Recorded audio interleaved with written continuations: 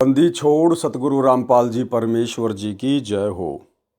परम पिता परमात्मा सारी सृष्टि के रचनहार कुल मालिक असंख्य ब्रह्मांडों के स्वामी जगत गुरु तीनों लोकों में प्रवेश करके सबका भरण पोषण करने वाले राजाधीराज आत्माधार नाथों के नाथ देवों के देव महादेव सर्वेश्वर महेश्वर मृत्युंजय अजरो अमर आदि अनादि सनातनी प्रभु जगत पिता जगदीश्वर श्री श्री 1008 की उपाधि के वास्तविक अधिकारी अकाल मूरत शब्द स्वरूपी राम वासुदेव सर्वगतम ब्रह्म परम पूज्य प्रथम पूज्य परम संत परम पुरुष परम धनी परम दयालु सत्य कबीर हक्का कबीर अल्लाहु अकबर बाखबर अल्लाह ताला जगत के तारणहार जगत के मुक्तिदाता जगत के जगन्नाथ हारे के सहारे हिंदुओं के राम मुसलमानों के अल्लाह सिखों के वाहे गुरु ईसाइयों के मसीह दया के सागर दया निधि करुणा के सागर करुणा निधि स्वयंभू परिभू संकट मोचन कष्ट हरण मंगल करण दुख भंजन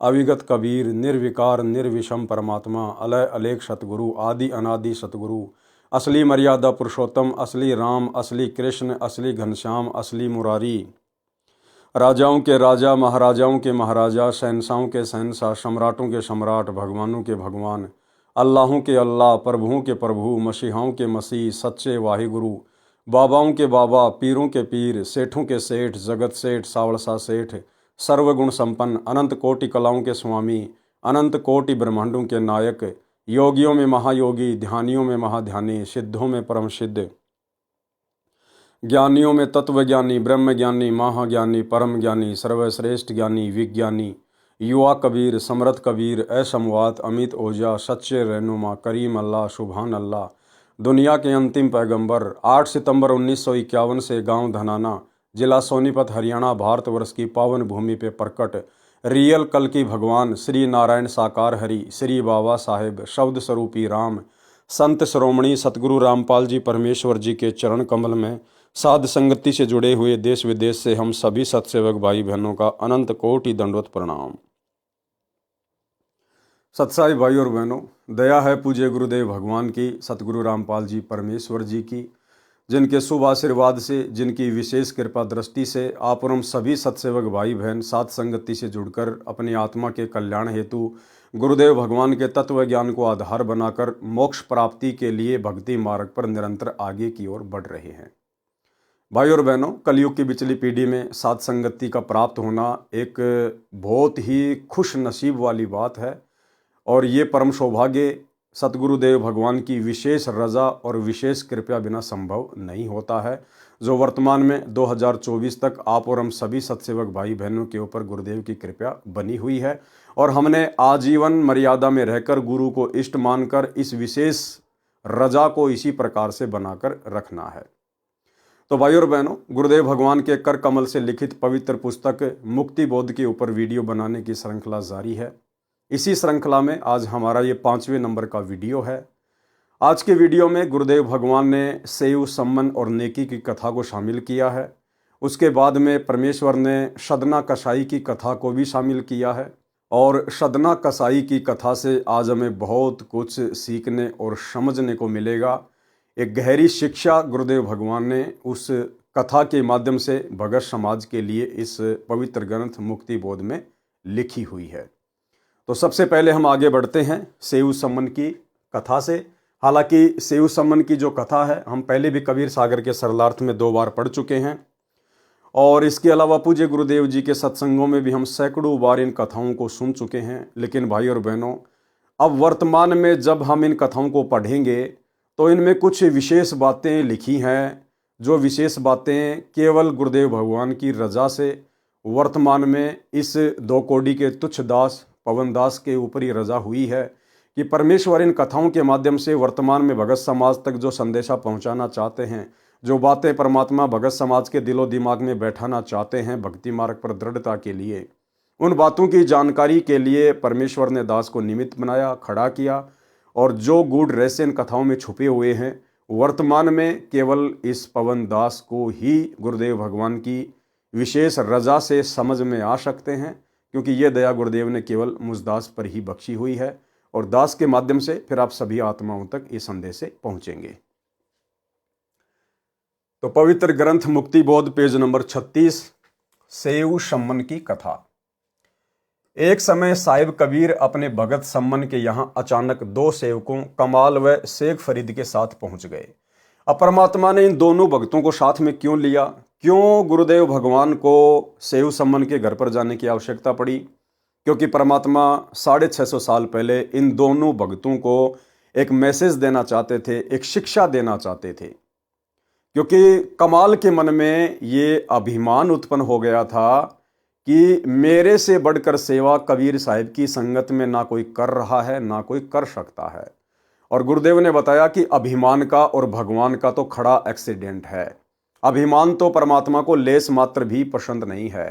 तो परमेश्वर ने कमाल के अभिमान को तोड़ने का प्रयास करना था।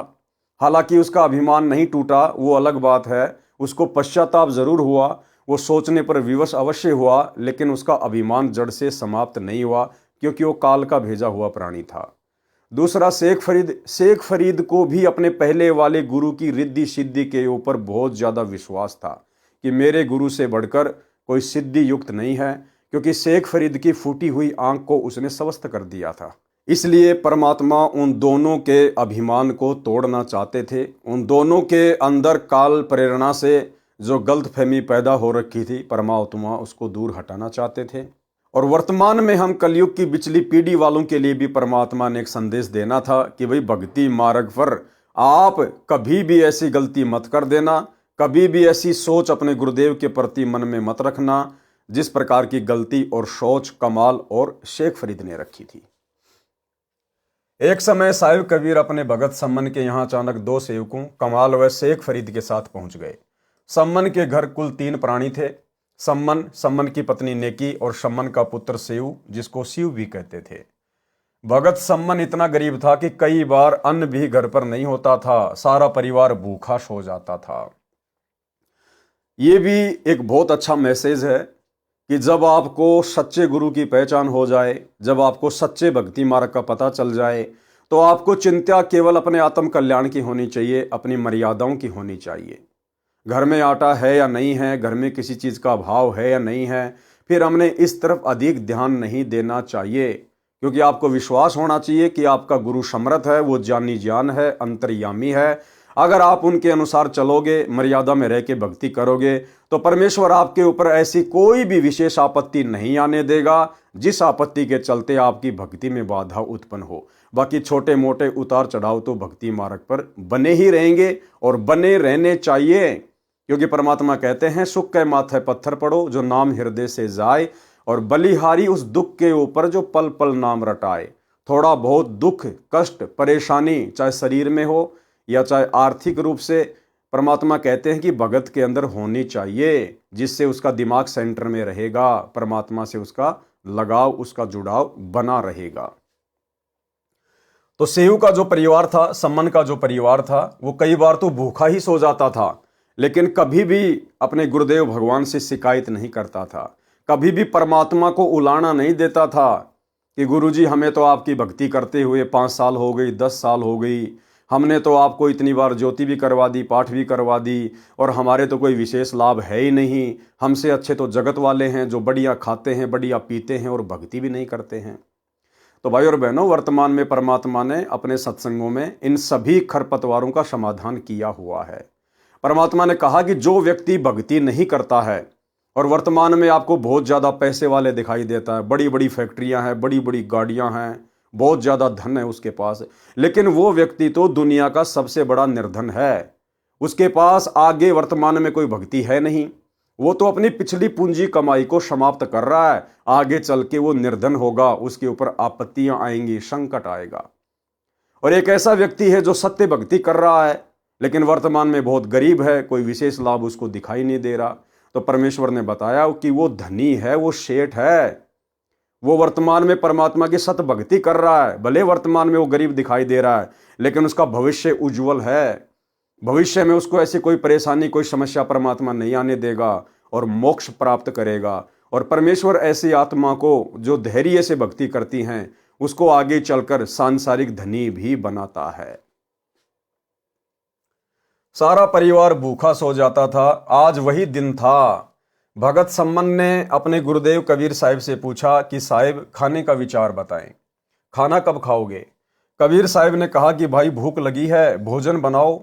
सम्मन अंदर घर में जाकर अपनी पत्नी नेकी से बोला कि अपने घर अपने गुरुदेव भगवान आए हैं। क्या कहा? अपने घर अपने गुरुदेव भगवान आए हैं।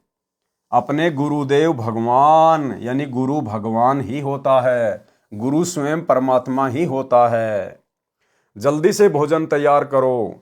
तब नेकी ने कहा कि घर पर अन्न का एक दाना भी नहीं है। सम्मन ने कहा पड़ोस वालों से उधार मांग लाओ। नेकी ने कहा कि मैं मांगने गई थी लेकिन किसी ने भी उधार आटा नहीं दिया। अब भाई और बहनों, उसी दिन किसी ने भी ना तो उधार आटा दिया, कोई भी उनको कोई वस्तु नहीं दे रहा था, जबकि बाकी दिन भी तो वो आदान प्रदान किया करते थे, आड़ोसी पड़ोसी उनको दे दिया करते थे। फिर भला उस दिन मांगने पर किसी ने 1-2 किलो आटा उधार भी नहीं दिया। ये सारा खेल सतगुरु का था, क्योंकि सतगुरु जब भगत की परीक्षा लेता है, उसके विश्वास की, उसके धैर्य की, उसके विवेक की, तो परमात्मा भगत के आसपास ऐसी ही परिस्थितियां पैदा कर देता है। तो यहां पर जानबूझकर गुरुदेव भगवान ने सम्मन के साथ ऐसी परिस्थितियां पैदा कर दी थी उस दिन। लेकिन किसी ने भी उधार आटा नहीं दिया। उन्होंने आटा होते हुए भी जानबूझकर नहीं दिया और कह रहे हैं कि आज तुम्हारे घर तुम्हारे गुरुजी आए हैं। तुम कहा करते थे कि हमारे गुरुजी भगवान हैं। आपके गुरुजी भगवान हैं तो तुम्हें मांगने की आवश्यकता क्यों पड़ी। ठीक इसी प्रकार भाई और बहनों, यदि हम भक्तों पर कभी कभार कोई परेशानी आ जाए, कोई संकट आ जाए, और वो संकट आएगा या तो मर्यादा टूटने से या हमारे प्रारब्ध में कोई ऐसा भयंकर संकट आना था जो गुरुदेव उसको हल्का करके टाल रहे हैं, तो हर स्थिति में हमारे को जांच करके और भक्ति मार्ग पर लगे रहना चाहिए। यदि आपको लगता है कि आपसे कोई मर्यादा भंग हुई है तो तुरंत परमात्मा से क्षमा याचना करनी चाहिए, और यदि गुरुदेव आश्रम में हैं तो जाकर अपना नाम शुद्ध करवाना चाहिए। अन्यथा आप लोगों ने गुरुदेव की तरफ से परीक्षा समझकर उस समय को ज्ञान आधार से व्यतीत करना चाहिए, अपनी भक्ति में ज्यादा समय देकर। तो जब नेकी आटा मांगने गई तो सब लोगों ने यह कहकर मजाक उड़ाया कि तुम्हारे गुरुजी तो भगवान है ना, तुम तो अपने गुरुजी को भगवान भगवान कहते थे कि हमारे गुरुजी ने सिकंदर लोधी के जलन का रोग ठीक कर दिया, सिकंदर लोधी ने पंडित रामानंद जी की गर्दन काट दी थी, हमारे कबीर गुरुजी ने उसको जिंदा कर दिया, शेख तकी की लड़की को कब्र से निकाल के जिंदा कर दिया, एक लड़के को जो दरिया में बहता हुआ आ रहा था, मुर्दा था, उसको जिंदा कर दिया। तो क्या तुम्हारे गुरुजी तुम्हारे घर में 2-4 किलो आटा भी नहीं रख सकते? ये कहकर उन्होंने मजाक उड़ाया। ठीक इसी प्रकार भाई और बहनों, हमने भी किसी के आगे हाथ नहीं फैलाने हैं। हमने इन उदाहरणों से शिक्षा लेकर किसी के आगे हाथ नहीं फैलाने हैं, चाहे हम सुख में रहें चाहे हम दुख में रहें। और वर्तमान 2024 का समय चल रहा है, 2028 युग परिवर्तन का समय है, और 2028 तक ना जाने कितने संकट, कितनी परेशानियां लोगों के ऊपर आएंगी, क्योंकि ये युग परिवर्तन का समय है। महामारियां संसार को घेरेंगी, हर प्रकार से ये काल तांडव मचाएगा। तो ऐसे समय में जाहिर सी बात है थोड़ी बहुत परेशानियों का सामना तो हम भक्तों को भी करना पड़ेगा, और हो सकता है उस समय वो हमारी परीक्षा होगी, जैसे सम्मन और नेकी की परीक्षा परमेश्वर ने ऐसी ही परिस्थितियां पैदा करके ली। तो यदि इस प्रकार की परिस्थितियां अनाज को लेकर उत्पन्न होती हैं तो हम सभी भगत भाई बहनों ने, जितने भी सतगुरु रामपाल जी परमेश्वर जी के फॉलोवर हैं, हमने किसी के भी आगे हाथ नहीं फैलाने हैं। भले हमें भूखा ही क्यों ना सोना पड़े, भले हम भूखे ही क्यों ना मरें। हालांकि ऐसी नौबत गुरुदेव भगवान नहीं आने देंगे, लेकिन परीक्षा परमेश्वर ले सकते हैं अपने भगत के धैर्य की और उसके विश्वास की, कि हमने कितना विश्वास अपने गुरुदेव पर किया और कितना हम गुरुदेव के तत्व ज्ञान को समझ पाए। तो भाई और बहनों, उन हालातों में हमने कहीं भी किसी के आगे हाथ नहीं फैलाने हैं। भले कोई लंगर की गाड़ी लेके, भोजन भंडारा बांटने की गाड़ी लेके हमारे घर के सामने क्यों ना खड़ा हो, हमने अपने गुरुदेव भगवान के अतिरिक्त और अपनी मेहनत के अतिरिक्त किसी दूसरे का टूक नहीं तोड़ना है। तुम कहा करते थे कि तुम्हारे गुरुजी भगवान हैं, आपके गुरुजी भगवान हैं तो तुम्हें मांगने की आवश्यकता क्यों पड़ी, ये ही भर देंगे तुम्हारे घर को, आदि आदि कहकर मजाक करने लगे। सम्मन ने कहा, लाओ आपका चीर गिरवी रखकर 3 सेर आटा ले आता हूं। नेकी ने कहा कि यह चीर फटा हुआ है, इसे कोई गिरवी नहीं रखता। सम्मन सोच में पड़ जाता है और अपने दुर्भाग्य को कोसते हुए कहता है कि मैं कितना अभागा हूं, आज भगवान आए हैं और मैं उनको भोजन भी नहीं करवा सकता। ये भी एक शिक्षा है भाइयों और बहनों। देखो, आप जी कल्पना कीजिए, जिसके घर पर उसके गुरुदेव भगवान आए हैं, उसके भगत भाई आए हैं, और उसके घर में उन भक्तों को और अपने गुरुदेव को भोग लगाने के लिए आटा भी नहीं है। उसके बावजूद भी वो आत्मा केवल अपने दुर्भाग्य को कोस रहा है कि मैं निर्भागी हूं, मैंने किसी जन्म में दान पुण्य नहीं किया, जो आज मुझे कुछ मिलता और आज मेरी ऐसी स्थिति ना होती। उसने अपने गुरुदेव में दोष नहीं देखा, उसने गुरुदेव की भक्ति में दोष नहीं देखा, उसने खुद के अंदर दोष देखा और अपने दुर्भाग्य को कोसा। हमें शिक्षा मिलती है कि भगत के ऊपर चाहे कैसी भी आपत्ति क्यों ना आ जाए, कितनी भी बड़ी आपत्ति क्यों ना आ जाए, हमने शौपन में भी भूलकर अपने गुरुजी के प्रति और भक्ति में कोई दोष या मीन मेख नहीं निकालना चाहिए, क्योंकि यह भगत की परीक्षा चल रही थी। और अपने दुर्भाग्य को कोसते हुए कहता है कि मैं कितना अभागा हूं, आज घर भगवान आए हैं और मैं उनको भोजन भी नहीं करवा सकता। हे परमात्मा, ऐसे पापी प्राणी को पृथ्वी पर क्यों भेजा? मैं इतना नीच रहा हूं कि पिछले जन्म में कोई पुण्य नहीं किया, अब सतगुरु को क्या मुंह दिखाऊं? ये कहकर अंदर कोठे में जाकर फूट फूट कर रोने लगा। तब उसकी पत्नी नेकी कहने लगी कि हिम्मत करो, रो मत, परमात्मा आए हैं। नेकी ने भी क्या कहा? परमात्मा आए हैं, यानी गुरु ही परमात्मा होता है, गुरु ही भगवान होता है। परमात्मा आए हैं, इन्हें ठेस पहुंचेगी, सोचेंगे कि हमारे आने से तंग आकर रो रहा है।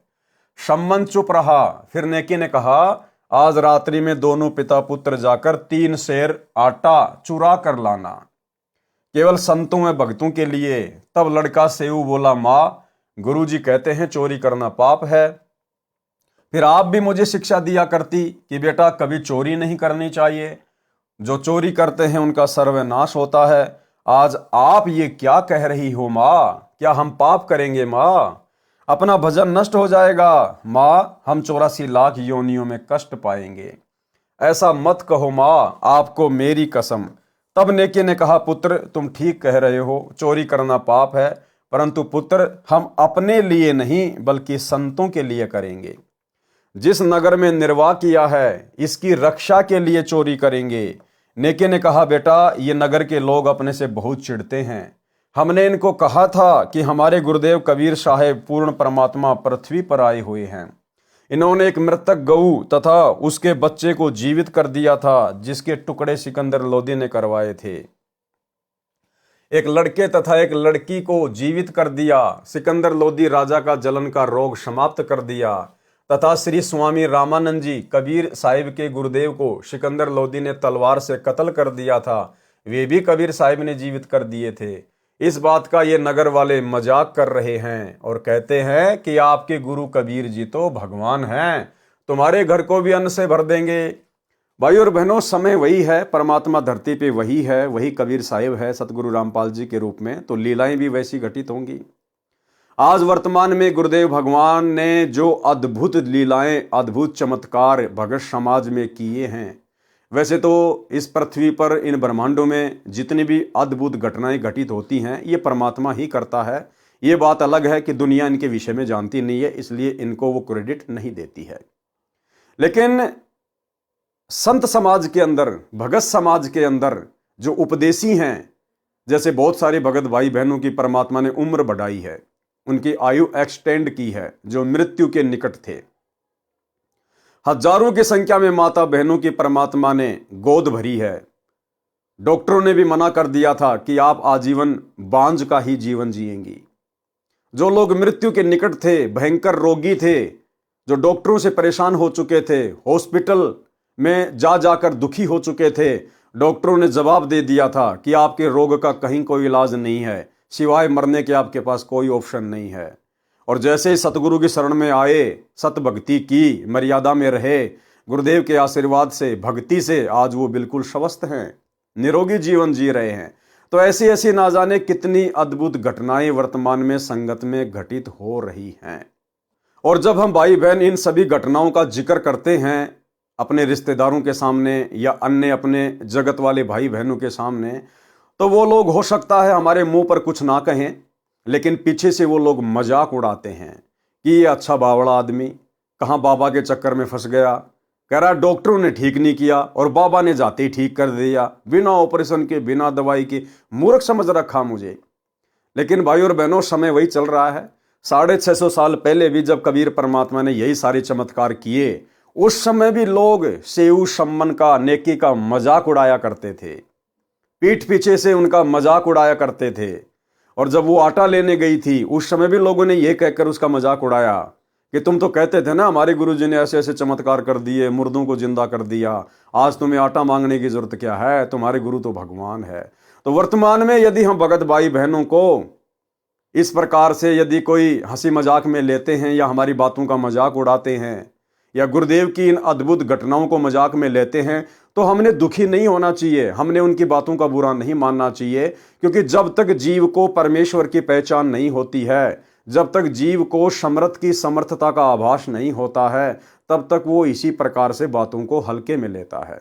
तो हमने इस प्रकार से किसी भी प्रकार की बातों से दुखी नहीं होना चाहिए। तुम्हारे घर को भी अन्न से भर देंगे, फिर क्यों आटे के लिए घर घर डोलती फिरती हो। बेटा, ये नादान प्राणी हैं। यदि आज साहिब कबीर इस नगरी का अन्न खाए बिना चले गए, तो काल भगवान भी इतना नाराज हो जाएगा कि कहीं इस नगरी को समाप्त ना कर दे। हे पुत्र, इस अनर्थ को बचाने के लिए अन्न की चोरी करनी है। हम नहीं खाएंगे, केवल अपने सतगुरु तथा आए भक्तों को प्रसाद बनाकर खिलाएंगे। ये कहकर नेकी की आंखों में आंसू आ गए और कहा, पुत्र नाटियो मत, यानी मना मत करना, अर्थात मना नहीं करना। तब अपनी माँ की आंखों के आंसू पोंछता हुआ लड़का सेऊ कहने लगा, माँ रो मत, आपका पुत्र आपके आदेश का पालन करेगा। माँ, आप तो बहुत अच्छी होना है। अर्धरात्रि के समय दोनों पिता सम्मन और पुत्र सेऊ चोरी करने के लिए चल दिए। एक सेठ की दुकान की दीवार में छिद्र किया। सम्मन ने कहा कि पुत्र, मैं अंदर जाता हूं, यदि कोई व्यक्ति आए तो धीरे से कह देना, मैं आपको आटा पकड़ा दूंगा और लेकर भाग जाना। तब सेऊ ने कहा, नहीं पिताजी, मैं अंदर जाऊंगा, यदि मैं पकड़ा भी गया तो बच्चा समझकर माफ कर दिया जाऊंगा। अब सेऊ के अंदर इस प्रकार की प्रेरणा कौन कर रहा था? पिता से पहले अंदर जाने की सेऊ के अंदर प्रेरणा कौन कर रहा था? स्वयं कबीर परमात्मा, सतगुरु रामपाल जी भगवान। क्योंकि परमेश्वर ने उस लीला को जन्म देना था। सम्मन ने कहा, पुत्र, यदि आपको पकड़कर मार दिया तो मैं और तेरी मां कैसे जीवित रहेंगे। सेऊ प्रार्थना करता हुआ छिद्र द्वार से अंदर दुकान में प्रवेश कर गया। तब सम्मन ने कहा, पुत्र, केवल 3 सेर आटा लाना, अधिक नहीं। लड़का सेऊ लगभग 3 सेर आटा अपनी फटी पुरानी चद्दर में बांधकर चलने लगा तो अंधेरे में तराजू के पलड़े पर पैर रखा गया। जोरदार आवाज हुई, जिससे दुकानदार जाग गया और सेऊ को चोर चोर करके पकड़ लिया और रस्से से बांध दिया। इससे पहले सेऊ ने वह चद्दर में बंधा हुआ आटा उस छिद्र से बाहर फेंक दिया और कहा, पिताजी, मुझे सेठ ने पकड़ लिया है, आप आटा ले जाओ और सतगुरु व भक्तों को भोजन करवाना, मेरी चिंता मत करना। आटा लेकर सम्मन घर पर आ गया तो सेऊ को न पाकर नेकी ने पूछा, लड़का कहाँ है? सम्मन ने कहा, उसे सेठ जी ने पकड़ लिया, खंभ से बांध दिया। तब नेकी ने कहा कि आप वापस जाओ और लड़के सेऊ का सिर काट लाओ। अब भाई और बहनों, भला सीधे सीधे ये बात कौन माँ कह देगी कि आप जाओ और लड़के का सिर काट के ले आओ? और भी बहुत सारे तरीके थे कि चलो जी, मैं भी चलती हूँ आपके साथ में, हम दोनों चलकर सेठ जी के पैर पकड़ लेंगे, गिड़गिड़ाएंगे कि सेठ जी देखो, हमने पहले जिंदगी में कभी चोरी नहीं की, लेकिन आज हमारे घर में आटा नहीं था और हमने तो हमारे गुरुजी के लिए चोरी किया है, हमने अपने लिए नहीं किया। सेठ जी, हम आपका ये डबल आटा दे देंगे। लेकिन कुछ नहीं, सीधा क्या कहा नेकी ने कि जाओ और लड़के की गर्दन काट के ले आओ। विचार करो भगत भाई बहनों, भला एक माँ इस प्रकार से सीधी सीधी बात कैसे बोल सकती है? तो यहां पर सारा का सारा खेल सतगुरुदेव भगवान का चल रहा था। परमात्मा ने जब किसी भी अद्भुत लीला को, घटना को जन्म देना होता है तो परमात्मा जीव की बुद्धि ऑफ कर देता है, खड़ा जीव दिखाई देता है, लेकिन उस समय सारा रोल परमेश्वर के हाथ में होता है। तो नेकी ने सतगुरु की प्रेरणा से कहा कि आप जाओ और लड़के का सिर काट के ले आओ। तब नेकी ने कहा कि आप वापस जाओ और लड़के सेऊ का सिर काट लाओ, क्योंकि लड़के को पहचान कर अपने घर लाएंगे। फिर सतगुरु को देखकर नगर वाले कहेंगे कि ये है जो चोरी करवाते हैं। हो सकता है सतगुरुदेव को परेशान करें, हम पापी प्राणी अपने दाता को भोजन के स्थान पर कैद ना करवा दें। ये कहकर माँ अपने बेटे का सिर काटने के लिए अपने पति से कह रही है, वह भी गुरुदेव जी के लिए। सम्मन ने हाथ में लंबा छुरा लिया तथा दुकान पर जाकर कहा, सेऊ बेटा, एक बार गर्दन बाहर निकाल, कुछ जरूरी बातें करनी हैं। कल तो हम नहीं मिल पाएंगे, हो सकता है ये आपको मरवा दें। तब सेऊ उस सेठ बनिए से कहता है कि सेठ जी, बाहर मेरा बाप खड़ा है, कोई ज़रूरी बात करना चाहता है, कृपया करके मेरे रस्से को इतना ढीला कर दो कि मेरी गर्दन छिद्र से बाहर निकल जाए। तब सेठ ने उसकी बात को स्वीकार करके रस्सा इतना ढीला कर दिया कि गर्दन आसानी से बाहर निकल गई। तब सेऊ ने कहा, पिताजी मेरी गर्दन काट दो। यदि आप मेरी गर्दन नहीं काटोगे तो आप मेरे पिता नहीं हो। अब सेऊ के अंदर भी प्रेरणा सतगुरु ने की अपने पिता को जोश दिलाने के लिए, अन्यथा वो 10 साल का बच्चा भला कैसे ऐसी बातें बोलेगा। तो सेऊ ने कहा कि पिताजी आप मेरी गर्दन काट दो, यदि आप मेरे पिता हो तो, अन्यथा आप मेरे बाप नहीं हो।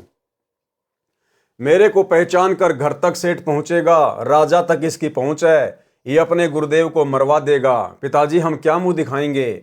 सम्मन ने एकदम करद मारी और सिर काट कर घर ले गया। सेठ ने लड़के का कत्ल हुआ देखकर उसके शव को घसीटकर साथ ही एक पजावा, ईंटें पकाने का भट्ठा था, उस खंडर में डाल गया।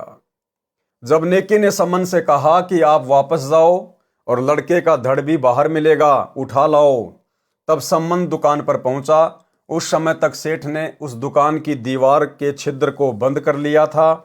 सम्मन ने शव की घसीट यानी चिन्हों को देखते हुए शव के पास पहुंचकर उसे उठा लाकर अंदर कोठे में रखकर ऊपर पुराने कपड़े गुदर डाल दिए और सिर को अलमारी के ताक यानी एक हिस्से में रखकर खिड़की बंद कर दी। कुछ समय के बाद सूर्य उदय हुआ। नेकी ने स्नान किया, फिर सतगुरु व भक्तों का खाना बनाया। फिर सतगुरु कबीर साहिब जी से भोजन करने की प्रार्थना की। नेकी ने साहिब कबीर व दोनों भगत कमाल तथा शेख फरीद तीनों के सामने आदर के साथ भोजन परोस दिया। साहिब कबीर ने कहा, इसे 6 दोनों में डालकर आप तीनों भी साथ बैठो, ये प्रेम प्रसाद पाओ। बहुत प्रार्थना करने पर भी साहिब कबीर नहीं माने तो 6 दोनों में प्रसाद परोसा गया। 5 प्रसाद के लिए बैठ गए। तब साहिब कबीर ने कहा, आओ सेऊ जीम लो, ये प्रसाद प्रेम, शीश कटत है चोरों के साधुओं के नित अक्षेम। साहिब कबीर ने कहा कि सेऊ आओ भोजन पाओ, सिर तो चोरों के कटते हैं, संतों यानी भगतों के नहीं, उनको तो क्षमा होती है, क्योंकि भगत का जो मकसद होता है, जो इरादा होता है, वो गलत नहीं होता, चोरी ठगी का नहीं होता। इसलिए परमेश्वर ने कहा कि सिर तो चोरों के कटते हैं, भगतों के नहीं कटते। साहिब कबीर ने इतना कहा था, उसी समय सेऊ के धड़ पर सिर लग गया। कटे हुए का कोई निशान भी गर्दन पर नहीं था तथा पंगत यानी पंक्ति में बैठकर भोजन करने लगा। गरीब सेऊ धड़ पर शीश चढ़ा, बैठा पंगत माही, नहीं गरेरा गर्दन पर ओ सेऊ अकनाही। सम्मन तथा नेकी ने देखा कि गर्दन पर कोई चिन्ह भी नहीं है, लड़का जीवित कैसे हुआ। शंका हुई कि ये कहीं वही सेऊ है या कोई और। अंदर जाकर देखा तो वहां शव तथा शीश नहीं था, केवल खून के छींटे लगे थे, जो इस पापी मन के संशय को समाप्त करने के लिए प्रमाण बकाया था। ऐसी ऐसी बहुत लीलाएं साहिब कबीर अग्नि ने की हैं, जिनसे ये स्वसिद्ध है कि ये ही पूर्ण परमात्मा है। सामवेद संख्या नंबर 822 तथा ऋग्वेद मंडल 10 सूक्त 161 मंत्र 2 में कहा है कि कबीर देव अपने विधिवत साधक साथी की आयु बढ़ा देता है। वाणी नंबर 31 से 37 जो पृष्ठ 47 पर लिखी है, में कहा है कि इन महापुरुषों तथा देवताओं की जो महिमा आप सुनते हैं, इन्होंने भी भक्ति की थी, उसी कारण उनकी प्रसिद्धि संसार में हुई है, परंतु मुक्ति तो यथार्थ भक्ति ज्ञान तथा निज नाम से ही संभव है। वाणी नंबर 38 ग्रीब ऐसा निर्मल नाम है, निर्मल करे शरीर, और ज्ञान मंडलीक हैं चकवे ज्ञान कबीर। भावार्थ, वेदों, गीता, पुराणों तथा कुरान व बाइबल में मंडलीक यानी आंशिक ज्ञान है। कबीर परमेश्वर द्वारा बोली अमृतवाणी शमशम वेद में संपूर्ण अर्थात चक्रवर्ती ज्ञान है। इसके लिए पढ़ें सृष्टि रचना, जो इसी पुस्तक में पेज नंबर 518 पर है। राग बिलावल से शब्द 21 भी पढ़ें, उसमें कबीर परमेश्वर की अथाह शक्ति का प्रमाण है। अविगत राम कबीर है चकवे अविनाशी, ब्रह्मा विष्णु वजीर हैं शिव करत खवासी, इंद्र कोटि अनंत हैं जाके प्रतिहारा, वरुण कुबेर धर्म राय ठाडे दरबारा, 33 कोटि देवता ऋषि 88, वैष्णव कोटि अनंत हैं गुण गावे राशि, 9 जोगेश्वर नाद भरी सुर पूरे शंखा, सनकादिक संगीत हैं अविचल गढ़ बंका, शेष गणेश और सरस्वती और लक्ष्मी राजे, सावित्री गोरा रट गण शंख विराजे, अनंत कोटि मुनि साध हैं गण गंधर्व ज्ञानी, अर्प पिंड और प्राण कूंजा शंखों दानी, शावंत सूर अनंत हैं कुछ गिनती नाही, जति सती और शीलवंत लीला गुण गाही, चंद्र सूर बिनती करे तारा गण गाड़े, 5 तत्व हाजिर खड़े हुक्मी दर ठाड़े, तीर्थ कोटि अनंत हैं और नदी विहंगा, 18 भार तो कुरट जल पवन तरंगा, अष्टकुली पर्वत रट धर अंबर ध्याना, महताब अग्नि तो कूं जप साहिब रहमाना, अरस कुरस पर सेज है तन तबक तिराजी, एक पलक में करत है सो राज बिराजी, अलख बिनानी कबीर को रंग खूब चवाया, एक पानी की बूंद से संसार बनाया, अनंत कोटि ब्रह्मंड हैं कछुआर न पारा, 184 खान का तू सिरजनहारा, सूक्ष्म रूप स्वरूप है वो है रंग बिनानी, गरीबदास के मुकुट में हाजिर परवानी। यानी सतलोक में कबीर परमेश्वर की कितनी महिमा है, कितनी उनकी समर्थता है, इन सारी बातों का इन वाणियों में जिक्र किया गया है। वाणी नंबर 39। गरीब राम नाम सदने पिया बकरे के उपदेश, अजामेल से उदरे भक्ति बंदगी पेश। भावार्थ, एक सदन नाम का कसाई था, उसकी कथा इस प्रकार है। सदन कसाई का उद्धार। एक सदन नाम का व्यक्ति एक कसाई के बूचड़ खाने में नौकरी करता था। गरीब सोचल छिदर मैं करूं अपने जन के काज, हिरणाकुश ज्यों मार हूं नरसिंह धर हूं साज। संत गरीबदास जी ने बताया है कि परमेश्वर कबीर जी कहते हैं कि जो मेरी शरण में किसी जन्म में आया है, मुक्त नहीं हो पाया, मैं उसको मुक्त करने के लिए कुछ भी लीला कर देता हूं। जैसे प्रहलाद भगत की रक्षा के लिए नरसिंह रूप मुख और हाथ शेर के से शरीर नर यानी मनुष्य का धारण करके हिरण्यकशिपु को मारा था। फिर कहा है कि गरीब जो जन मेरी शरण है ताका हूं मैं दास, गैल गैल लाग्या रहूं जब तक धरणी आकाश।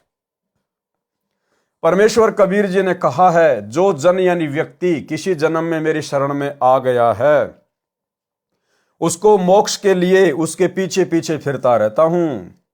जब तक धरती आकाश रहेगा, महाप्रलय तक, तब तक उसको कालजाल से निकालने की कोशिश करता रहता हूं। फिर कहा है कि गरीब जू बच्छा गौ गरीब जू बच्छा गऊ की नजर में यूं साईं को संत, और भगतों के पीछे फिरे भगत वत्सल भगवंत। जैसे गाय अपने बच्चे बछड़े या बछड़ी पर अपनी दृष्टि रखती है, बच्चा भागता है तो उसके पीछे पीछे भागती है, अन्य पशुओं से उसकी रक्षा करती है। इसी प्रकार परमेश्वर कबीर जी अपने भगत के साथ रहता है। यदि वर्तमान जन्म में उस पूर्व जन्म के भगत ने दीक्षा नहीं ले रखी तो भी परमेश्वर जी उसके पूर्व जन्म के भक्ति कर्मों के पुण्य से उनके लिए चमत्कार करके रक्षा करते हैं। उदाहरण, भैंस का सींग परमात्मा बना उस भगत ने कोई नाम दीक्षा नहीं ले रखी थी। द्रौपदी का चीर बढ़ाना, उसने भी दीक्षा नहीं ले रखी थी, उसने तो श्री कृष्ण को अपने शादी के बाद गुरु धारण कर लिया था। प्रहलाद की भक्ति की रक्षार्थ नरसिंह रूप धारण करना, यानी त्रेता युग में प्रहलाद भगत ने कोई तत्वदर्शी सतगुरु धारण नहीं कर रखा था। केवल उसके पूर्व जन्म की भक्ति और पुण्य के कारण परमेश्वर ने नरसिंह रूप धारण करना पड़ा। और इस कथा में सदन भगत के लिए लीला करने का वर्णन। शंका, नए भक्तों को भ्रम होगा कि परमेश्वर समर्थ होता है फिर भी लाचार अर्थात विवश है, एक ही जन्म में पार क्यों नहीं कर देता। समाधान, सब जीव अपनी गलती के कारण परमेश्वर की इच्छा के विरुद्ध अपनी इच्छा से काल के साथ आए हैं। जिस समय परमेश्वर कबीर जी प्रथम बार हमारी सुध लेने के लिए काललोक में आए थे तो काल ने चरण पकड़कर कुछ शर्तें रखी थी जो परमेश्वर कबीर जी ने मान ली थी। पहली शर्त क्या थी? काल ब्रह्म ने कहा था कि हे प्रभु, आप कह रहे हो कि मैं जीवों को तेरे काल ब्रह्म के जाल से निकालकर वापस सतलोक लेकर जाऊं। हे स्वामी, मेरे को सत्य पुरुष ने शराप दे रखा है कि 1 लाख मानव शरीरधारी जीव खाने का तथा 1.25 लाख उत्पन्न करने का। यदि सब जीव वापस चले गए तो मेरी भूख कैसे समाप्त होगी? इसलिए आप जोर जबरदस्ती करके जीव न ले जाना, आप अपना ज्ञान समझाना। जो जीव आपके ज्ञान को स्वीकार करे उसको ले जाना, जो न माने वह मेरे लोक में रहे। इसी कारण से भाइयों और बहनों, आज सतगुरु रामपाल जी परमेश्वर, वही कबीर परमात्मा, हिसार जेल जाने के बाद पीछे से इन कोऑर्डिनेटरों के द्वारा, उनके कलयुगी परिवार के द्वारा जिस प्रकार से भगत समाज में गंदगी फैला रखी है, गुरुदेव के ज्ञान और सत्संगों के विरुद्ध जो कुकर्म भक्तों से करवा दिए गए हैं, उसके बावजूद भी गुरुदेव भगवान उन्हें कुछ नहीं कह रहे, क्योंकि काल के साथ है एग्रीमेंट कि जो आपके ज्ञान को समझे उसी को सतलोक लेके जाना, और जो आपके ज्ञान पर ना चले आप उनको मत छेड़ना। तो गुरुदेव के जेल जाने के बाद जिस कदर उनके कलयुगी परिवार ने 2019 में कांग्रेस सरकार का सपोर्ट किया, 2024 में बीजेपी का किया, इसके अलावा और बहुत सारे क्षेत्रीय राजनेताओं को संगत से वोट डलवाए, तरह तरह की पार्टियों को वोट डलवाए, धनाना गांव में बैडमिंटन का स्टेडियम बनवा दिया, धनाना आश्रम में बहुत बड़े हॉस्पिटल का काम शुरू करवा दिया, जगह जगह फर्जी सतलोक आश्रम बनवाने शुरू कर दिए। वर्तमान समय भगत समाज की ये जो अनमोल श्वासें हैं इनका दुरुपयोग करवाया जा रहा है।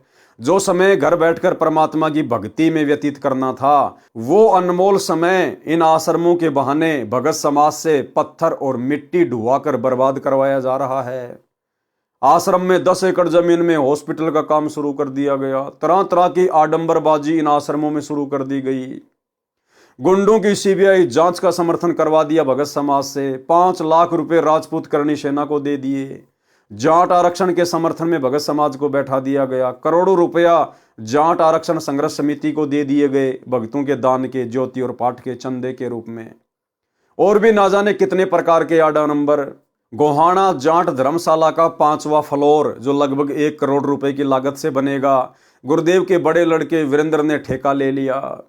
तो ये सारे कुकर्म जो गुरुदेव के ज्ञान विरुद्ध करवाए जा रहे हैं, इसके बावजूद भी वो अंतर्यामी परमात्मा जो सब कुछ देख रहा है, जानी जान है, अंतर्यामी है, उसके बावजूद भी अपने परिवार को कुछ नहीं कह रहा। क्यों? क्योंकि काल के साथ परमात्मा का एग्रीमेंट है। समझाने में परमात्मा ने कोई कसर नहीं छोड़ी सन 1994 से। उसके बावजूद भी यदि कोई अपनी गंदी आदतों से, अपनी गंदी हरकतों से बाज नहीं आता है तो परमात्मा फिर उसको कुछ नहीं कहता। और वर्तमान में 2014 के बाद परमात्मा ने संगत की भी परीक्षा लेना था, तो संगत भी स्वयं निर्णय कर लेगी कि उन्होंने परीक्षा के समय में सच का साथ दिया या फिर इन झूठों का साथ दिया। आने वाले समय में परिणाम सबके सामने होगा। जो न माने वह मेरे लोक में रहे, परमेश्वर जी को ज्ञान था कि जब तक इनको सतलोक के सुख का और काललोक के दुख का ज्ञान नहीं होगा तो ये मेरा साथ देंगे ही नहीं। और भाई और बहनों, यही कारण है आज गुरुदेव का कलयुगी परिवार, ये कोऑर्डिनेटर, आश्रम संचालक गुरुदेव भगवान का उनके मिशन में किसी प्रकार से कोई सहयोग नहीं कर रहे, केवल उल्टे कर्म करके उनके मिशन को नीचे गिरा रहे हैं। और नादान भोले भाले भगत समाज को लगता है कि ये तो गुरुदेव के मिशन को आगे बढ़ा रहे हैं। तो क्या कहा परमात्मा ने कि जब तक इनको काललोक के दुखों का ज्ञान नहीं होगा और सतलोक के सुखों का ज्ञान नहीं होगा तब तक ये मेरा साथ दे ही नहीं सकते। इसलिए भाई और बहनों, परमात्मा चाहते हैं कि इस काललोक के दुख सदा हमारी आंखों के सामने रहें ताकि हमारी यहां से इच्छा हटे। इसलिए परमात्मा कहते हैं कि सुख के माथे पत्थर पड़ो जो नाम हृदय से जाए, और बलिहारी उस दुख के ऊपर जो पल पल नाम रटाए। हमने परमात्मा से केवल इतना ही मांगना है कि जब तक हमारी श्वासें चलें, जब तक हमारा स्थूल शरीर धरती पर है, तब तक हमारी रोजी रोटी का काम चलता रहे। बस साईं इतना दीजिए जामे कुटुंब समाए, और हम भी भूखे ना रहें साधु न भूखा जाए। जो इससे ज्यादा की डिमांड करता है, इच्छा करता है, परमात्मा कहते हैं फिर वो भगत नहीं है, फिर वो मोक्ष नहीं चाहता है, वो काललोक के दुखों को भूलना चाहता है। और जिस दिन आप इस काललोक के दुखों को भूल जाएंगे, आपको सतलोक के सुख कभी भी याद नहीं आएंगे, आपकी अंदर से सतलोक जाने की इच्छा नहीं बनेगी। इसलिए परमात्मा हमें जिस भी हाल में रखें, हमें जिस भी स्थिति में रखें, हमने खुशी खुशी उसी स्थिति में रहते हुए अपनी भक्ति को सफल करना है। और अपने तरफ से, अपने मन में भी हमने कभी इच्छा नहीं करनी कि परमात्मा हमें यहाँ का राजा बना दे, महाराजा बना दे, परमात्मा मुझे कार दे दे, मुझे कोठी दे दे, मेरा बिजनेस बहुत अच्छा कर दे देगा परमात्मा। लेकिन फिर धीरे धीरे धीरे धीरे ये काल आपको दबोचना शुरू कर देगा और आपको यहां इतने सुख हो जाएंगे, आप सोचोगे क्या रखा सतलोक में, यही सतलोक हो रहा है। परमात्मा ने एक सरपंच का उदाहरण देकर हमें यह बात बहुत अच्छे से समझाई है कि फिर काल आपको किस प्रकार से लपेटेगा। फिर आप सोचोगे क्या रखा सतलोक में, अड़े सतलोक हो रहा है। सुनिए छोटा सा सत्संग। पुण्यात्माओं, काल ने इतना जबरदस्त जकड़ रखा हमारे को। अब 5-4 वर्ष आप इस भक्ति में लगोगे, 10 वर्ष हो गए तो कहना है कि आपको इतना सुख देगा, आपके बच्चे भी सेट हो जाएंगे बढ़िया। और बच्चे क्योंकि भक्ति से परिपूर्ण हो जाएंगे, वो आपको प्यार भी गणा देंगे। फिर पोता पोती होंगे आपके, वो और ही अच्छे शुभ कर्मी आएंगे, क्योंकि परमात्मा का नियम है कि वो अच्छे पुण्यकर्मी प्राणियों को वहां भेजेगा जिनकी भक्ति अधूरी रह रही है पूर्व जन्म की, कि जहां पर भक्ति अपनी फुल स्वयं पर हो चुकी होगी। अब ये जो बच्चे आ रहे हैं आपके घरों में, इनके पुण्य कर्मों की कोई गिनती नहीं है, इतने अच्छे कर्म का। और इन बच्चों के आगे चल के इतना अच्छा व्यवसाय होगा, सबसे देश सबसे न्यारे होंगे आपके बच्चे, आपके परिवार सबसे ज्यादा धनी होंगे, और भक्ति के धनी तो ये होंगे ही होंगे। तो ज्ञान के अभाव से आप फिर मार खा जाओगे। पहले से कितना कष्ट आ गया और लास्ट में सुख हो गया तो आदमी सारे दुख न भूल जाता है। ये काल का एक भयंकर जाल है। इसलिए सत्संग और इस ज्ञान का सहयोग रखना होगा, आपने इसको साथ रखना होगा, अंतिम सांस तक सत्संग सुनना होगा। तो आपको परिवार अच्छा लगने लग जाएगा और फिर न सोचेगा सत के दरिया सतलोक में आड़े सतलोक हो रहा है। ऐले इतनी मन में आई अर्जा होगी मृत्यु, रह गया यहीं पर। फिर ना जाने कित पटकेगा काल ठाकर नाइजीरिया में अब्रन पीता जड़, जहां पर राम नाम का जिक्र भी कौन हो, और वहां आपकी पुण्यात्मा, आपकी पुण्य कमाई से मन वहां का राष्ट्रपति बन जावा।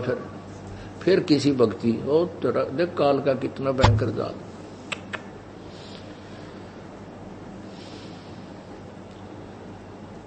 पुण्यात्माओं, परमात्मा कहते हैं इंद्र दा राज कागदा बेष्टा ना भोगा इंद्राणी नु।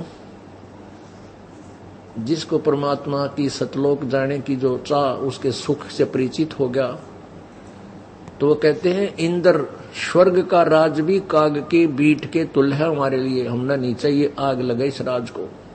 जिसने सतलोक जाना है ये धारणा बनानी पड़ेगी। आराम एक भगत आने बोले जी गांव में सरपंच बनाओ है, मैंने मैं कुआं पड़ जा किता सरपंच बने रख तेरा गजब, ये रोज ज्ञान सुनावा थरे ते रख फूट फूट के भाग। और 10 साल नाम लिए नो लिए, क्यों घर में सुख हो गया, अच्छे ट्रक चालेंगे। गाँव वाले तेने सोचा कर 2 पैसे फालतू लाओगा, अच्छी दारू पियाओगा। मैं बोला कुआं में पड़ जाए इसका अच्छा था ना जी, मैं तो आज्ञा लेना आया हूं, मैं नहीं खड़ा हूंगा। फिर मैं इतना पूछ भी कैसे लिया मेरे ते, तेरा गजब हुई। तो पुण्यात्मा, इस काल का भयंकर जाल है, इससे बचना पड़ेगा। आपने इस ज्ञान को आधार बनाना पड़ेगा। तो भाई और बहनों, आप और हमने अपने गुरुदेव भगवान की मर्जी के खिलाफ एक कदम भी इस भक्ति मार्ग पर भार नहीं रखना है। जैसा गुरुदेव ने हमें सत्संगों में आदेशित किया है, रहने खाने पीने को निर्देशित किया है, हमने उसी प्रकार से अपना जीवन यापन करना है, अन्यथा हम इस काल के जाल में फंस जाएंगे। यदि जबरदस्ती बाई फोर्स ले जाऊंगा तो ये वहां रहेंगे ही नहीं, क्योंकि इनका मोह परिवार और संपत्ति में फंसा है। पहले इनको ज्ञान ही कराना होगा। इसलिए परमेश्वर कबीर जी ने काल की शर्तों को स्वीकार किया था। अब काल ब्रह्म ज्योति निरंजन ने पूरा जोर लगा रखा है कि सब मानव को काल जाल में फंसे रहने का ज्ञान कराने के लिए अनेकों प्रचारक लगा रखे हैं, जो केवल राम कृष्ण ब्रह्मा विष्णु तथा शिवजी तथा इनके अंतर्गत अन्य देवी देवताओं, भैरव, भूत, पितरों, माई, मसाणी, सेठ, शीतला आदि आदि की महिमा का ज्ञान बताते रहते हैं। सत्य पुरुष यानी कबीर परमेश्वर जी का नामो निशान मिटा रखा है। अपने पुत्रों ब्रह्मा विष्णु शिव तथा अपनी महिमा का ज्ञान सब स्थानों पर फैला रखा है। चारों वेद, गीता, पुराण, कुरान, बाइबल जो 3 पुस्तकों जबूर, तौरात, इंजिल का संग्रह है, इनका ज्ञान पूरी पृथ्वी पर प्रचलित कर रखा है। सब मानव इन्हीं तक सीमित हो चुके हैं। इन पुस्तकों में पूर्ण परमात्मा की प्राप्ति का ज्ञान नहीं है। परमेश्वर कबीर जी ने कहा है कि कबीर, वेद मेरा भेद है, ना वेदन के माही, और जिस वेद से मैं मिलूं वेद जानते नहीं। प्रमाण यजुर्वेद अध्याय 40 श्लोक 10 में कहा है कि परमात्मा का यथार्थ ज्ञान धीराणाम यानी तत्वदर्शी संत बताते हैं, क्योंकि वो परमात्मा स्वयं ही धीराणाम यानी तत्वदर्शी संत की भूमिका करता है। उनसे सुनो। गीता शास्त्र 4 वेदों का संक्षिप्त रूप है। इसमें भी कहा है कि परमात्मा तत्व ज्ञान यानी अपनी जानकारी तथा प्राप्ति का ज्ञान अपने मुख कमल से वाणी बोलकर बताता है। जैसे कि आज परमेश्वर सतगुरु रूप में अपने मुख कमल से वाणी बोलकर सत्संग करके हमें ज्ञान दे रहे हैं। उस ज्ञान से मोक्ष होगा तथा सत्यलोक प्राप्ति होगी। उस ज्ञान को तत्वदर्शी संतों के पास जाकर समझ। गीता अध्याय 4 श्लोक 32 तथा 34 का निष्कर्ष। कुरान शरीफ सूरत फुरकानी 25 आयत नंबर 52 से 59 में कहा है कि जिस परमेश्वर ने 6 दिन में सृष्टि रची, फिर तख्त पर जा बैठा, वह अल्लाह कबीर है। उसकी जानकारी किसी बाखबर यानी तत्वदर्शी संत से जा पूछ। इन प्रमाणों से स्पष्ट है कि पूर्ण परमात्मा की प्राप्ति का ज्ञान इन उपरोक्त पवित्र शास्त्रों में नहीं है। वह ज्ञान स्वयं परमेश्वर कबीर जी प्रकट होकर बताते हैं, भक्ति विधि बताते हैं, शिष्य बनाते हैं, भक्ति के लिए मर्यादा बनाते हैं। देखो क्या कह रहे हैं परमात्मा, वह ज्ञान स्वयं परमेश्वर कबीर जी प्रकट होकर बताते हैं। वो ज्ञान स्वयं कबीर परमात्मा जी प्रकट होकर बताते हैं। जैसे आज 8 सितंबर 1951 से कबीर परमेश्वर सतगुरु रामपाल जी के रूप में सशरीर प्रकट हैं और सन 1994 से वर्तमान समय तक निरंतर अपना ज्ञान बता रहे हैं। वह ज्ञान स्वयं परमेश्वर कबीर जी प्रकट होकर बताते हैं, भक्ति विधि बताते हैं, शिष्य बनाते हैं। अब बताओ भाई और बहनों, शिष्य आज कौन बना रहा है? सतगुरु रामपाल जी बना रहे हैं या शतलोक आश्रमों से जुड़े हुए भाई बहन जिस कागज की दाढ़ी मूछ वाले कबीर जी की फोटो को भगवान मानते हैं, परमात्मा मानते हैं, क्या वो फोटो शिष्य बना रही है? क्या शिष्य कौन बना रहा है? कौन बनाता है शिष्य? परमात्मा कबीर जी जब वे तत्वदर्शी संत की भूमिका करते हैं। वो कागज की फोटो ने आज तक कोई शिष्य नहीं बनाए। इसलिए हम सत्सेवक भाई बहन उसको नकली कहकर और हमने उसको अपने घरों से बाहर निकाल दिया है। भक्ति के लिए मर्यादा बनाते हैं, कुछ नियम निर्धारित किए जाते हैं। तो बताओ आज नियम निर्धारित किसने किए? उस कागज की कबीर जी की समझे जाने वाली फोटो ने बनाए या सतगुरु रामपाल जी परमेश्वर जी ने नियम बनाए, निर्धारित किए? नियम खंडित होने से नाम दीक्षा खंडित हो जाती है, जिस कारण से भगत रूपी पतंग की डोर कट जाती है। वह कुछ देर हवा में लहराता फिरता है, फिर किसी पेड़ पर टंगकर नष्ट हो जाता है या पृथ्वी पर गिरकर पशुओं के पैरों तले कुचला जाता है। और यही हालत भाई और बहनों आज सतलोक आश्रमों से जुड़े हुए तमाम 90% भगत भाई बहनों की है। वर्तमान में थोड़ी बहुत इनकी जो भक्ति चल रही है, इनके जो पिछले जो पुण्य हैं, या वर्तमान में ये लोग जो भी दान धर्म करते हैं, ज्योति पाठ करवाते हैं, उसके कारण परमेश्वर ने इनकी बैटरी को चार्ज किया हुआ है। अन्यथा मर्यादा तो गुरुदेव के काल प्रेरित परिवार ने सबकी चूर चूर करवा रखी है। इसी प्रकार काल सर्वप्रथम कबीर जी के भगत का नाम खंडित करवाता है, जिस कारण से उस साधक का संपर्क यानी कनेक्शन परमात्मा से कट जाता है। जैसे बिजली का कनेक्शन कट जाने के पश्चात सब लाभ बंद हो जाते हैं, न पंखा चलता है, न बल्ब, न ट्यूब जगती है, सब मशीनें बंद हो जाती हैं। परमात्मा से कनेक्शन कटने का आभास देर से होता है। क्या कह रहे हैं गुरुदेव? परमात्मा से कनेक्शन कटने का आभास देर से होता है। इसी प्रकार इन आश्रमों से जुड़े हुए भाई बहनों की 2014 बरवाला कांड के बाद से जो मर्यादा टूटी हुई है, इनका जो कनेक्शन है अपने गुरुदेव भगवान से, अपने परमेश्वर से कटा हुआ है। लेकिन अभी इनको विशेष आभास नहीं हो रहा, क्योंकि अभी इनके पुण्य चल रहे हैं। बिजली से कनेक्शन कटने का आभास शीघ्र हो जाता है, उसी प्रकार नाम खंडित भगत को परमात्मा से लगातार मिल रहा लाभ रुक जाता है। परंतु कुछ समय मर्यादा में रहकर किए मंत्र जाप तथा यज्ञ हवन धर्म का लाभ संग्रह हो जाता है। जब तक वह पूर्व का भक्ति धन पुण्य संग्रह किया हुआ समाप्त नहीं होता, तब तक ऐसा लगता है कि सब ठीक है। परंतु वह जमा धन समाप्त होने के पश्चात सब ओर से कठिनाइयां संकट घेर लेती हैं। तब ज्ञान होता है। भगत को चाहिए कि वह नाम शुद्ध कराए। जैसे वर्तमान में इन्वर्टर को बिजली से चार्जर द्वारा चार्ज किया जाता है, इन्वर्टर की बैटरी चार्ज हो जाती है। यदि चार्जर को हटा दिया जाए या अन्य किसी कारण से चार्जर का संपर्क बिजली से कट जाए तो बैटरी चार्ज होना बंद हो जाती है।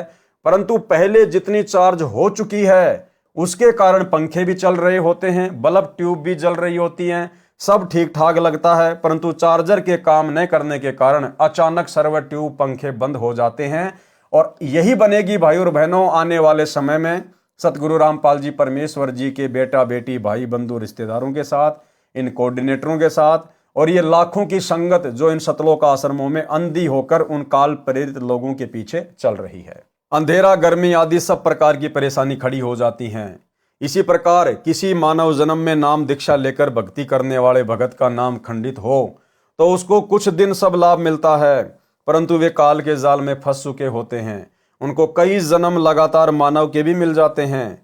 उन मानव स्त्री पुरुष के जन्मों में फिर से चार्जर नहीं लगा, यानी फिर से सच्चे संत से दीक्षा नहीं मिली, तो सब मानव जन्म नष्ट होकर 84 लाख योनियों में जन्म मरण वाले चक्कर में गिरकर बर्बाद हो जाता है।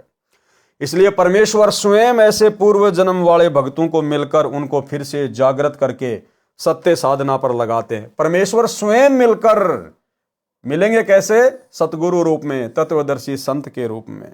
पाप वाले कर्म छुड़वाते हैं, उस मार्ग से भटके प्राणी को फिर से भक्ति करने की प्रेरणा करते हैं। जैसे सम्मन सेऊ नेकी वाली सत्य कथा में आपने पढ़ा, सम्मन वाले आत्मा नौशेर खां बना, फिर वही आत्मा बलग बुखारे का राजा अब्राहिम अदम सुल्तान बना। प्रत्येक जन्म में परमेश्वर मिले, भक्ति की प्रेरणा की, परंतु फिर भी काल जाल में रहे। अब्राहिम सुल्तान वाले जन्म में जाकर सम्मन वाला जीव मुक्त हुआ। केवल भाई और बहनों काल से मुक्त हुआ, काल की बंद से मुक्त हुआ। काल के किस ब्रह्मांड से अब्राहिम सुल्तान अभी तक मुक्त नहीं हुआ है। अब्राहिम सुल्तान के विषय में गुरुदेव ने स्पष्ट कर दिया। एक छोटा सा ऑडियो आपको सुना देता हूं जो कि हिसार जेल से आया है। उसमें गुरुदेव ने स्पष्ट कर दिया है कि वो अब्राहिम सुल्तान अब आ रहे हैं, यानी उनको अब मनुष्य जन्म मिलेगा। धीरे धीरे परमात्मा उन सभी आत्माओं को निकाल कर लेकर आ रहे हैं। सुनिए। गिरि परमेश्वर आदि कबीरे है, 14 भवन विशाल, हीरे मोती बहुत हैं, कबीर लालन सिर लाल। गिरिप सुरती नृत्य से आ गई, मन बुद्धि से ती दूरी, ओ हम सो हम मद है, रहा सकल घट पूरी। गिरिब लल्लो पत्तों की भक्ति है, 3 लोक जगमाही, तन मन धन अर्पण करें, सो बिरले कई ठाही। तो बच्चों, परमात्मा की असीम कृपा है आपके ऊपर। जैसे अब्राहिम सुल्तान को निकाल निकाल के ला रहे हैं ना, जैसे अब्राहिम सुल्तान को निकाल निकाल के ला रहे हैं ना, जैसे अब्राहिम सुल्तान को निकाल निकाल के ला रहे हैं ना, जैसे अब्राहिम सुल्तान को निकाल निकाल के ला रहे हैं ना। बच्चों, आप उस परिस्थिति से ऊपर उठ चुके हो, इसलिए आपको जन्म इस पीक टाइम में, प्राइम टाइम में, इस भक्ति युग में मिला है। मालिक की इस रजा की अनदेखी ना करो, इसकी कदर करो, अपना पीछा छुटाओ। आपने ऐसी कुर्बानियां, लख पर सूरा जूझ ही लख पर सावन दे, लख पर इति जहान में तो सतगुरु समझा। तो बच्चों, आप ऐसी पुण्यात्मा हो, अब्राहिम सुल्तान जैसी आत्मा रही हो आप कभी, तब आज दाता की शरण मिली है। अब्राहिम सुल्तान वाले जन्म में जाकर शमन वाला जीव मुक्त हुआ। परमात्मा कबीर जी ने कहा है, जो संत गरीबदास जी ने बताया है, अनंत कोटि बाजी जहां रचे सकल ब्रह्मांड, गरीबदास में क्या करूं यो काल करे जीव खंड। भावार्थ, परमेश्वर कबीर जी ने कहा है कि हे गरीबदास, मैं इतना समर्थ हूं, मैंने अनंत करोड़ ब्रह्मांडों की रचना की, उनका संचालन कर रहा हूं, परंतु मैं क्या करूं, काल ब्रह्म मेरे भगत को मेरे से खंड यानी भिन्न कर देता है, उसका नाम खंडित करवा देता है, जिस कारण से वह प्राणी फिर से काल के जाल में रह जाता है। मैं उसको फिर किसी मानव जन्म में किसी संत भगत के रूप में मिलता हूं, उसकी भक्ति की गाड़ी फिर से पटरी पर लाता हूं।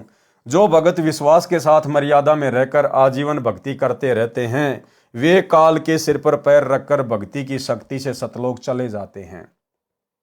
वे परम पद प्राप्त करते हैं तथा वह शाश्वत स्थान सनातन परम धाम प्राप्त करते हैं, जिसका वर्णन गीता अध्याय 15 श्लोक 4 तथा अध्याय 18 श्लोक 62 में है। उसी विधान अनुसार परमेश्वर कबीर जी ने नरक इकट्ठा कर रहे पूर्व जन्म के सदना कसाई को पुनः शरण में लिया। अब सदना कसाई की उद्धार की कथा सुनाता हूं। सदना एक कसाई का नौकर था। प्रतिदिन 2 से 10 तक बकरे बकरी गाय भैंसे काटता था, उसी से निर्वाह चल रहा था। अब देखो भाई और बहनों, परमात्मा ने सदन कसाई को पहले किसी जन्म में अपनी शरण में लिया था, यही नाम यही ज्ञान दिया था, कुछ दिन भक्ति की, लेकिन बाद में डगमग हो गया। देखो फिर से काल ने उसको कैसे भयंकर कुक्रम पर लगा दिया, कसाई बना दिया उसको कसाई। रोजाना बकरे काटता, भैंसे काटता, गाय काटता। इसी प्रकार भाई और बहनों, आप और हम भी ना जाने कितने जन्मों में इसी प्रकार काल के हत्थे चढ़े। कभी सतगुरु के हाथ लगे, फिर डगमग हो गए, मर्यादा तोड़ दी, लोगों के कहने से भक्ति छोड़ दी, फिर काल के हत्थे चढ़ गए, और इसी प्रकार से काल हमारा हिंडोला बनाता हुआ आ रहा है। एक दिन परमेश्वर एक मुसलमान फकीर जिंदा बाबा के रूप में सदन कसाई को मिले। उसको भक्ति ज्ञान समझाया, जीव हिंसा से होने वाले पाप से परिचित कराया। सर्व ज्ञान समझकर सदन कसाई ने दीक्षा लेने की प्रबल इच्छा व्यक्त की। परमेश्वर जिंदा ने कहा कि पहले यह कसाई का कार्य त्याग। क्या कहा परमात्मा ने? कि पहले यह कसाई का कार्य त्याग, कि भैया ये जीव हिंसा तुझे छोड़नी पड़ेगी, तब दीक्षा दूंगा। सदना के सामने निर्वाह की समस्या थी, यानी रोजी रोटी की समस्या थी। वह जिंदा बाबा को बताई। जिंदा वेशधारी प्रभु ने कहा कि भाई सदना, कसाई तो कुल 100 हैं आपके शहर में, अन्य हजारों व्यक्ति भी निर्वाह कर रहे हैं, आप भी कोई अन्य कार्य कर लो।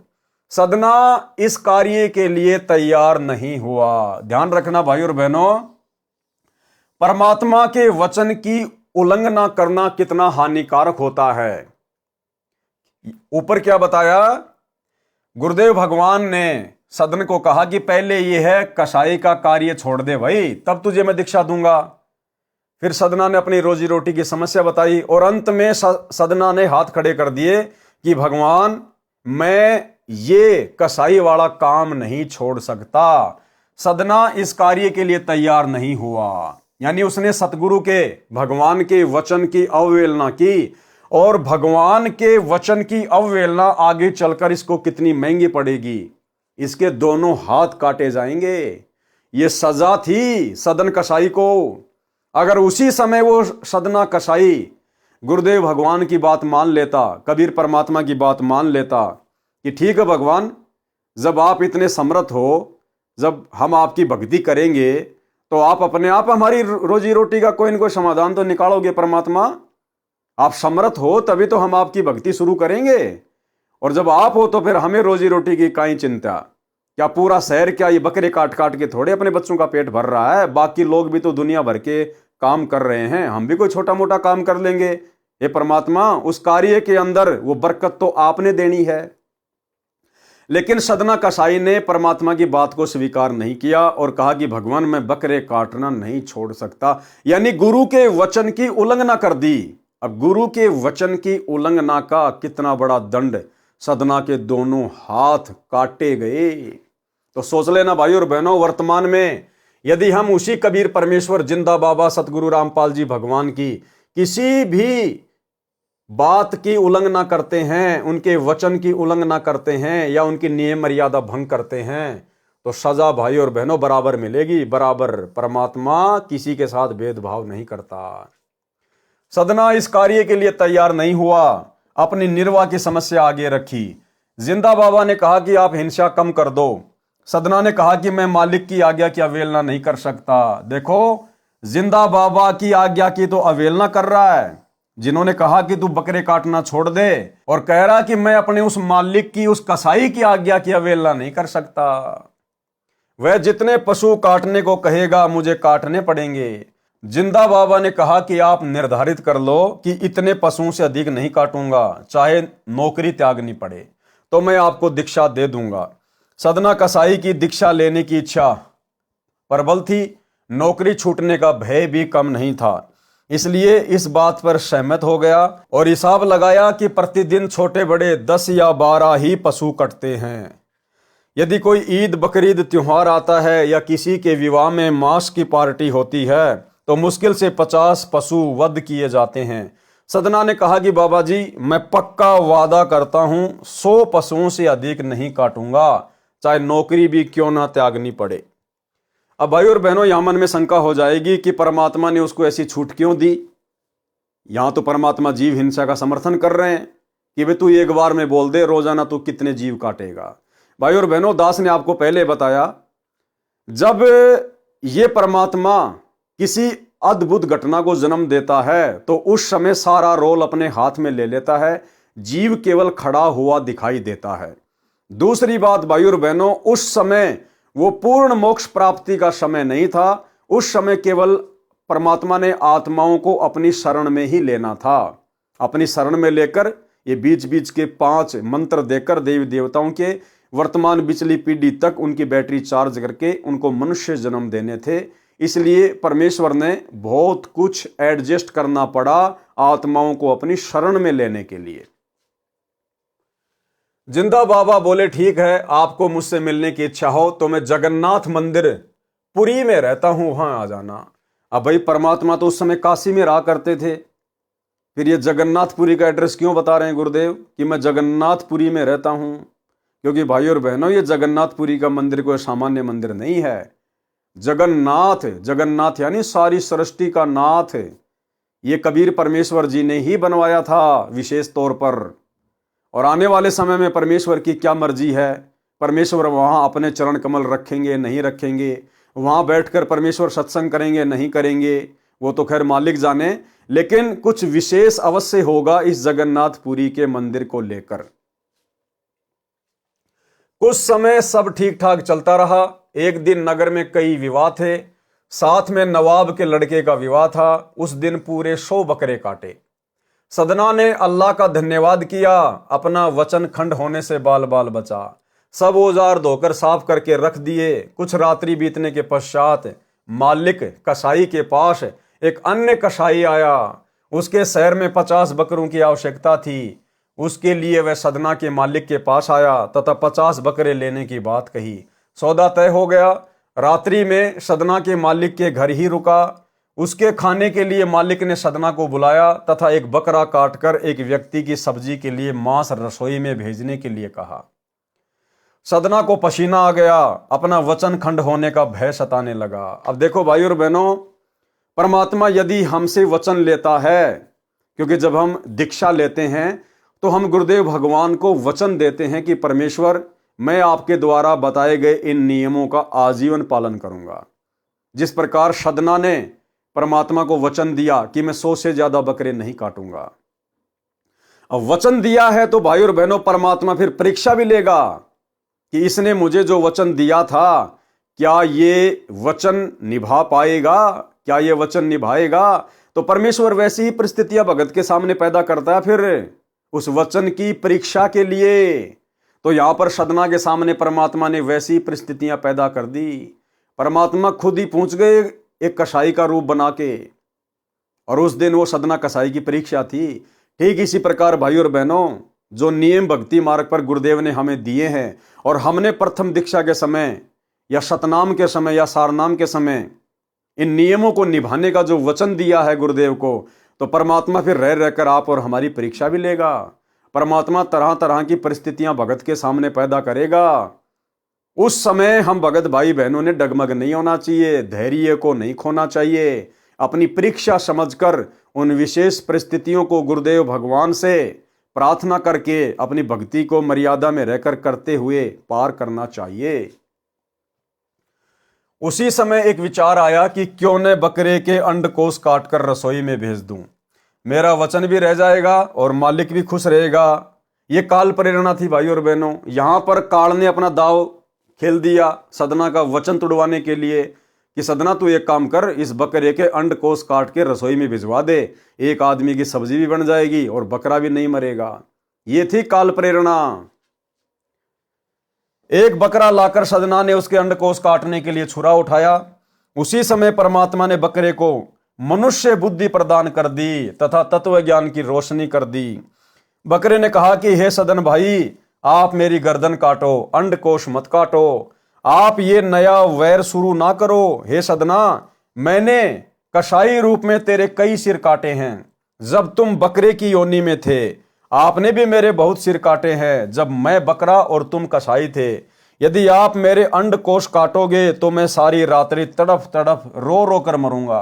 अगले किसी जन्म में जब मैं कसाई बनूंगा, तुम बकरा बनोगे, तो अल्लाह के विधान अनुसार मैं तेरे अंडकोश काटूंगा, तुम भी तड़प तड़प कर प्राण त्यागोगे।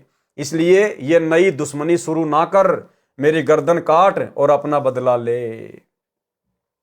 उसी समय सदने के हाथ से लंबा चाकू वो करद छूट गया, कांपने लगा, अचेत होकर गिर गया। मालिक ने रसोइयों को आवाज लगाई कि खाना लाओ। रसोइये ने बताया कि सदना ने मांस नहीं पहुंचाया, तो मालिक कुछ नौकरों के साथ आया। सदना जमीन पर बैठा था, वह सचेत हो चुका था। बकरा खड़ा था, वहीं पर चाकू पड़ा था। मालिक ने कहा, नमक हराम, इतनी देर कर दी मांस भेजने में, जल्दी कर। सदना ने हाथ जोड़कर कहा, मालिक बहुत बकरे काट दिए हैं, 100 बकरे काटे हैं, अब और नहीं कटते, मैं और नहीं काटूंगा, कल काट दूंगा। मालिक जो कसाई ठहरा क्रोध में भरकर साथ में आए नौकरों से कहा कि इसी छुरे से इसके दोनों हाथ काट दो, इसी छुरे से इसके दोनों हाथ काट दो। क्यों? क्योंकि सदना ने परमात्मा के वचन की अवहेलना की थी। जब उसको मिले थे परमात्मा जिंदा बाबा रूप में और कहा था कि बेटा तू ये कसाई का काम छोड़ दे, कोई और रोजी रोटी देख ले, तो सदना ने कहा कि भगवान मैं ये नहीं छोड़ सकता। गुरु के आदेश की अवहेलना की थी, जिसका नतीजा क्या निकला? नौकरों के द्वारा उस कसाई ने सदना के दोनों हाथ कटवा दिए। अगर उस समय वो गुरु के वचन पे चलता, विश्वास करता, तो ये नौबत ही उसके सामने नहीं आती। क्रोध में भरकर साथ में आए नौकरों से कहा कि इसी छुरे से इसके दोनों हाथ काट दो। चाहे सदना हाथ जोड़े, गिड़गिड़ाता रहे, ये नमक हराम मेरे लाभ में खुश नहीं है। इस सौदागर ने दुगने मूल्य में बकरों का सौदा किया है, भोजन देरी के कारण नाराज होकर चला गया तो मेरी कितनी हानि हो जाएगी। ये आज आज्ञा का पालन नहीं कर रहा है, पक्का हरामखोर है। इतना सुनकर नौकरों ने सदना के दोनों हाथ काट दिए, नौकरी से निकाल दिया, वैद्य के पास जाकर इलाज कराया। जख्म भरने के पश्चात सदना भगत जगन्नाथपुरी की ओर चल पड़ा, क्योंकि परमात्मा ने कहा था कि अगर मेरे से मिलना हो तो मैं जगन्नाथ मंदिर रहता हूं उड़ीसा में, पुरी में। चलते चलते रात्रि में एक गांव में एक नंबरदार के घर रुका। नंबरदारनी ने सदना को अपने हाथों से भोजन कराया। सदना ने उस देवी की भूरी भूरी प्रशंसा की। नंबरदारनी की चाल चलन चरित्र अच्छा नहीं था। वह सदना के यौवन पर दृष्टि लगाए हुए थी। सदना सुंदर जवान था, आयु 30 वर्ष के आसपास थी। रात्रि में नंबरदारनी सदना के बिस्तर पर आ गई और अपने साथ संभोग करने को कहा। अब देखना भाई और बहनों, ये सदना की दूसरी ओर थी एक परीक्षा। ये सदना की दूसरी परीक्षा थी। परमात्मा फिर जब भगत गुरु की आज्ञा में नहीं चलता है, गुरु की बात नहीं मानता है, तो फिर उसके सामने परिस्थितियां वैसी ही पैदा होती चली जाएंगी, ब्रेकर पे ब्रेकर, परेशानियों पे परेशानी। तो ये सदना की फिर दूसरी परीक्षा, ये दूसरी परीक्षा सदना की। रात्रि में नंबरदारनी सदना के बिस्तर पर आ गई और अपने साथ संभोग करने को कहा। सदना बिस्तर छोड़कर खड़ा हो गया और कहा, बहन, आप नंबरदार की इज्जत हो, आप उसकी धरोहर हो। मैं पहले ही दुखी हूं, आप मुझे क्षमा करो। मैं अभी चला जाता हूं। आप नंबरदार जी के साथ धोखा कर रही हो। आपको अल्लाह के दरबार में जवाब देना पड़ेगा। डरो उस परवरदिगार से। सदना का ये उत्तर सुनकर नंबरदारनी ने विचार किया कि ये मेरे पति को बताएगा, इससे पहले मैं ही बता देती हूं। रात्रि के 2 बजे थे। नंबरदारनी ने कहा कि वह व्यक्ति जो आज अपना मेहमान बना था, मेरे साथ गलत हरकत करने लगा। ये कहकर बुरी तरह रोने लगी, पृथ्वी पर गिरकर सिर पटकने लगी। नंबरदार ने तुरंत अपने आदमियों को सदना को पकड़कर लाने को कहा। सदना को पकड़कर पंचायत घर यानी चौपाल में बांधकर बैठा दिया। नवाब के पास शिकायत की गई। नवाब ने सदना को बुलाकर पूछा कि तेरे को अतिथि बनाकर रखा, भोजन दिया, अरे दुष्ट, तूने ये क्या किया? सदना ने अपनी हकीकत बताई, परंतु नवाब तथा पंचायत को झूठी कहानी लगी। नवाब ने सदन भगत को मीनार में चिनवाने का आदेश दे दिया। एक छोटा सा मंदिर नुमा भवन बनाया गया, उसके अंदर भगत को बांधकर डाला गया। उद्देश्य था कि सदना दम घुटकर रो रोकर तड़फ तड़फ कर मरे। नंबरदारनी ने आरोप लगाया था कि इसने मेरी छाती पर हाथ डाला, दोनों स्तनों को टुंडे हाथों से छुआ। मेरी नींद खुली तो मैंने विरोध किया तथा पति को बताने की बात कही तो उठकर चला गया। रास्ते से पकड़ कर लाए हैं जी। ज्यों ही कारीगर मीनार का द्वार बंद करके हटे, उसी समय मीनार के पत्थर ईंटें आकाश में उड़ गई जैसे बम विस्फोट हुआ हो। कुछ वहीं आसपास गिर गई, कुछ नवाब के आंगन में गिरी, कुछ नंबरदार के घर की छत पर तथा आंगन में गिरी। नंबरदारनी के दोनों स्तन कटकर गिर गए। वो दर्द के मारे चिल्लाने लगी। क्या हुआ नंबरदारनी के साथ? ध्यान देना भाई और बहनों, क्योंकि उसने गलती की थी। नंबरदारनी ने झूठ बोला था, भगत के साथ जानबूझ के शरारत की थी। नंबरदारनी के दोनों स्तन कटकर गिर गए। वो दर्द के मारे चिल्लाने लगी, अपनी गलती को बताने लगी। पूरे शहर के व्यक्ति, नवाब तथा उसका परिवार मीनार के पास आया। भगत सदना आराम से बैठा था। उसके दोनों हाथ स्वस्थ हो गए, कटे हुए थे, पूर्ण हो गए। सब नगर निवासियों ने तथा नंबरदारनी ने अपनी अपनी गलती की क्षमा याचना की। भगत सदना वहां से चलकर जगन्नाथपुरी में पहुंचा। वहां वही सतगुरु मिले। उनको सदना ने बकरे से प्राप्त उपदेश बताया, दीक्षा ली और कल्याण कराया। अब देखना भाई और बहनों, आगे जो शिक्षा है इसमें वो क्या है। कुछ वक्ता कहते हैं कि सदना के हाथ कसाई ने नहीं कटवाए थे, नवाब ने कटवाए थे, क्योंकि नंबरदारनी ने कहा था कि हाथों से मेरे स्तनों को छुआ था। परंतु विचार करें तो ऐसे निष्कर्ष निकलता है, मुसलमान राजा या नवाब हाथ काटने की सजा चोरी करने वाले को देते थे।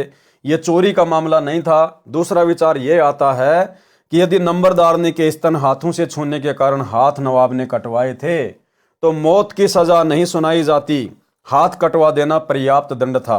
फिर भी हमने कथा के सारांश को समझना है। अब आगे देखना भाई और बहनों, आगे देखना जो हमारे मतलब की बात है।